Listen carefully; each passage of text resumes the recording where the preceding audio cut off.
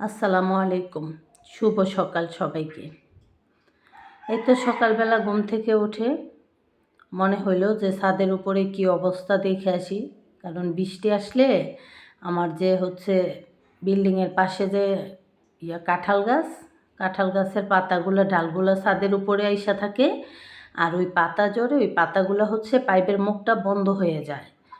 তো সেই কারণে ভাবলাম যে ছাদে তো মনে হয় পানি আটকানো আছে, ছাদের পাইপের মুখটা আমি পরিষ্কার করে আসি। তো গেলাম, ওইখানে যাওয়ার পর মনে হইল ধনিয়া পাতার কাঁচামরিচ তো আজকে বাসায় নাই। তো আজকের রান্নাটা হইল একটু ছাদের উপরে যে আছে ওইখান থেকে কয়েকটা ধনিয়া পাতা আর কয়েকটা কাঁচামরিচ নিয়ে আসবো। সেই কারণে এই ছাদে গেলাম। আর এই যে দেখেন বৃষ্টির পানি, এগুলো আমি এই রাইখা দিই ভাত রান্না করার জন্য। কারণ বৃষ্টির পানি দিয়ে ভাত রান্না করলে হয় কি, ভাত দেখতে অনেক সুন্দর, মানে সাদা হয়, একদম জর্জরা থাকে আর গামেও না, অনেক সুন্দর থাকে। বৃষ্টির পানির দিয়ে রান্না করলে হয় কি, ভাত অনেক সুন্দর থাকে, একদম সাদা, মানে আমার কাছে খুবই ভালো লাগে। তো সেই কারণে আমি ওইভাবে ছাদের উপরে এইভাবে পানি নেই। আর এই যে দেখেন গাছ থেকে আমি কয়েকটা কাঁচামরিচ পাড়তেছি। তো আজকে এভাবেই কাজটা শেষ করব। আজকে রান্নাও খুব একটা বেশি নাই, অল্প রান্না করলেই হবে। তাই আজকে আর শুধু কাঁচামরিচ আর ধনিয়া পাতার জন্য বাজারে গেলাম না। আর ছোট ছেলেরও ঠান্ডা কাশি, বড় ছেলে তো কলেজে চলে যাবে এখন, তো আর কারে পাঠাবো, আমি তো আর এত সকালবেলা যাওয়া সম্ভব না, কারণ নাস্তা রেডি করা লাগবে। তো এই তো দেখেন এই ধনিয়া পাতাগুলো উঠাইছি।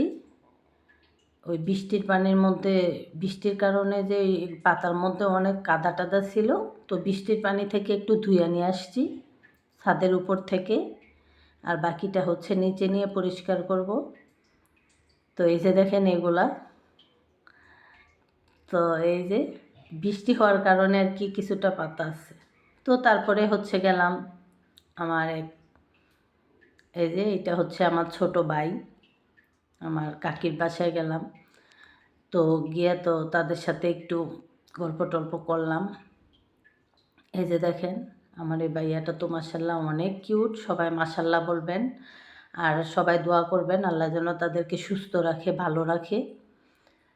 তো এই তো দেখেন ওদের দুইজনকে দেখে তো আমার দুই ছেলের ছোটোবেলার কথা মনে হয়েছে।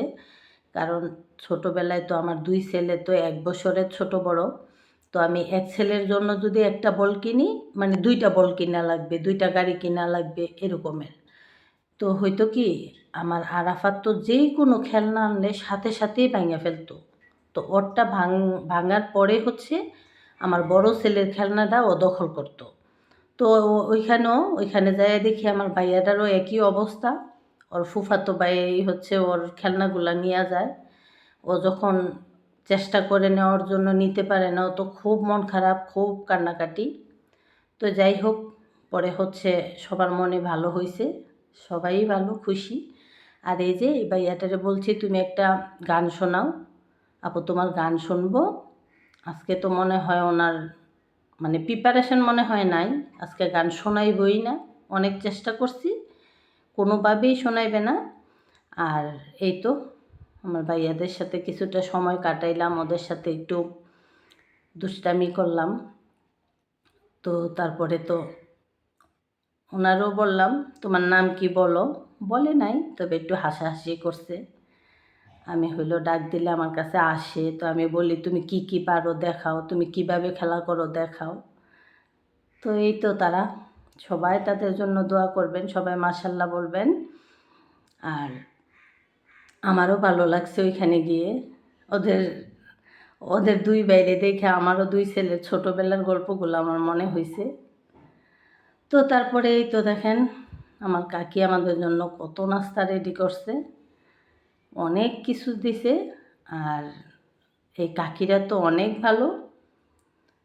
তো এই যে দেখেন অনেক নাস্তা দিছে, অনেক কিছু খাইলাম, অনেক গল্প টল্প করলাম। তো ওনারা তো খুবই ভালো, খুবই মায়া করে। তো খাওয়া দাওয়ার পরে এই যে দেখেন আমার ছোটো ভাইয়াটা তো আমার অনেকক্ষণ বলছে খাওয়ার জন্য। যেই দেখে যে আমি খাই না, ভাবলো যে আর তোমার জন্য অপেক্ষা করা যাবে না, এবার আমার খাওয়া আমি খাই। তো এই যে দেখেন, ও হইলো বারবার মিষ্টিগুলা মানে সে হাতে নিয়ে খাইব না, চামচ দিয়েই খাইব। তো দেখেন কি করতেছে, মানে ওনারা তো খুবই ভদ্র আমার ভাইয়াগুলা, হাত দিয়ে তো কোনোভাবেই খাবে না চামচ ছাড়া। তো এই তো আমার কাকিদের সাথে সবার সাথে বৈশা নাস্তা খাইলাম, অনেক গল্প করলাম, ছোট ছোট ভাইয়াগুলার সাথে কিছুটা সময় ছিলাম, ভালো লাগছে। আবার ইনশাল্লাহ যাব ওনাদের বাসায়। তো আজকে তো বাসায় অনেক কাজ, রান্না টান্না করা লাগবে। তো অনেকক্ষণ গল্প করার পর ওনাদের বাসা থেকে হইলো চলে আসি। অনেক ভালো লাগছে। হাতে সময় থাকলে আরও কিছু সময় বসে থাকতাম, আরও কিছু সময় গল্প করতাম। তো এসে পড়ছি, কারণ বাসায় কিছু ঝামেলা ছিল, কাজ ছিল, আবার হচ্ছে রান্না বান্না এইসব ঝামেলা। তো সবাই দোয়া করবেন। আর ওদেরকে, আমার ভাইয়াদেরকে কেমন লাগলো জানাবেন। আর আমার ভাইয়াগুলা কিন্তু মাশাল্লাহ অনেক চালাক। আজকে তো কোনো কথা বলে নাই, গান বলে নাই, কবিতা বলে নাই। তো সেই কারণে আপনাদেরও শোনাইতে পারলাম না। ইনশাল্লাহ অন্য একদিন অবশ্যই শোনাবো আপনাদের আমার এই ছোটো ভাইয়াগুলার গান, তারপরে কবিতা। ওরা মাশাল্লাহ অনেক সুন্দর করে বলতে পারে। অন্য একদিন আপনাদের অবশ্যই শোনাবো। তো তাদের সাথে তো আমার অনেক ভালো লাগছে। মনে হয়েছে, আমার ইচ্ছে হয়েছে যে আজকে সারাটা দিন ওদের সাথে থাকি।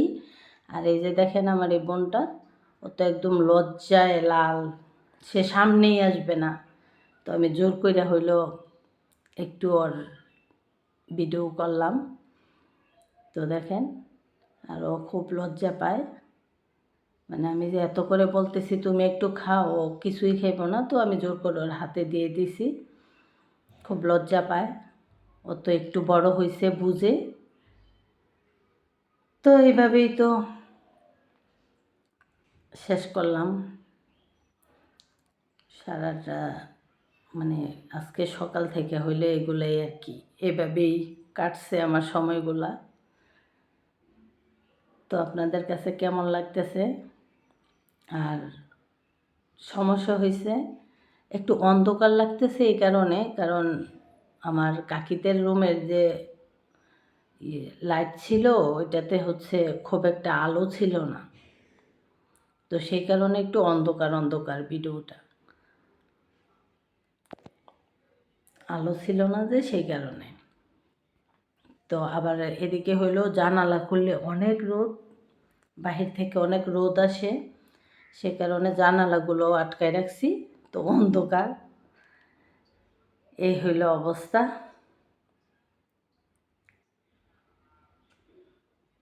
তো আপনাদের কাছে কেমন লাগছে? আপনাদের কাছে আমার ভিডিওটা ভালো লাগছে কিনা জানাবেন। আর আপনারাও সবাই ভালো থাকেন, আমাদের জন্য দোয়া করবেন। তো আমার এই বোনটার জন্য দোয়া করবেন, তাদের জন্য দোয়া করবেন। আল্লাহ হাফেজ।